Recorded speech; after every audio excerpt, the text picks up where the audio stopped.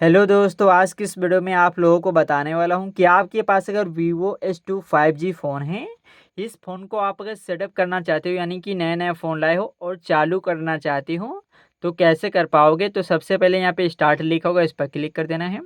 India पे टिक होगा, रहने देना है, नेक्स्ट कर देना है। यहाँ पे टिक दोस्तों लगा देना, नेक्स्ट कर देना है, स्किप कर देना है। यहाँ पे लिखा हुआ है सेट इन ऑफलाइन मोड, इस पर क्लिक कर देना, कंटिन्यू पे क्लिक कर देना है, स्किप कर देना है। और उसके बाद यहाँ पे नीचे आ जाना, सबसे एक्सेप्ट लिखा होगा, इस पर क्लिक कर देना है और एग्री कर देना है।